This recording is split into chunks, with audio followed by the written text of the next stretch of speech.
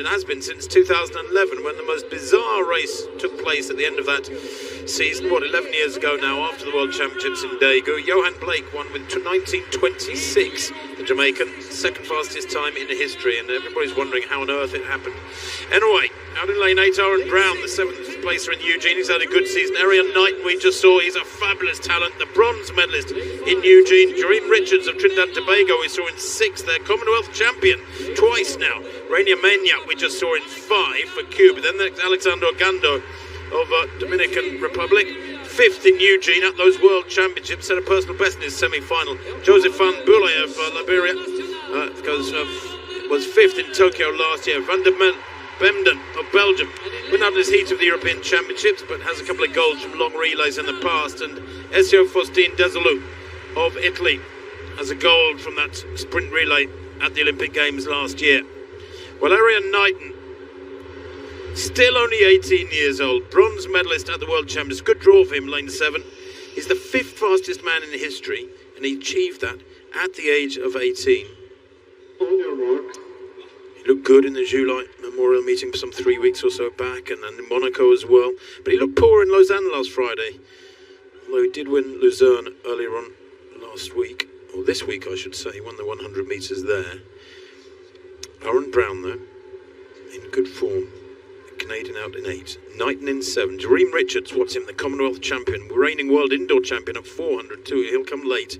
He's in 6 for Trinidad and Tobago. Mena of Cuba in 5. Ogando in 4.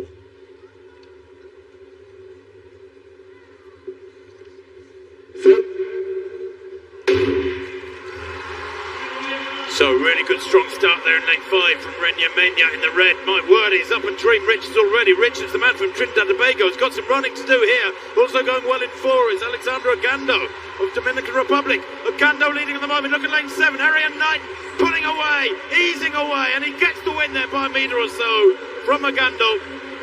20.07 into a minus 2.9. Well, the wind has picked up, and that's a great shame, because do you know what? It's been a lovely sunny day in Brussels. Last night was a warm, still evening.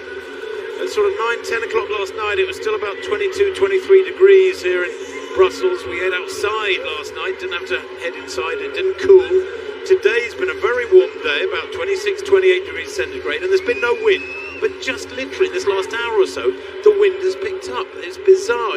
It's so unfortunate these guys are running to a strong headwind. He was, Erriyon Knighton, who was asked about the history of this event. You mentioned the famous Brussels bend, and if he didn't know about it before, he certainly did a couple of days ago when he arrived. And he took a while, didn't he, to get into his running, but he ran a very, very good bend indeed. And by some coincidence, it was also in lane 7 that Johan Blake ran that 1926, 11 years ago.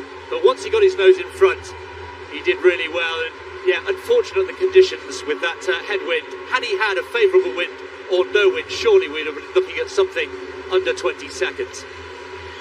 Well, a long way under 20 seconds. I mean, 20.07 into a minus 2.9. It is special running. And look how close that quartet's are behind him as well. Ogando there in the blue, top left. He had a real battle trying to get back to Knighton. Aaron Brown from lane 8, he had a super run too, 20.22. Dream Richards had to make up for a dreadful start. He really did ease around the bend over the first 50 metres or so, and he couldn't make up the ground. Ended up in 4th place, the Commonwealth champion.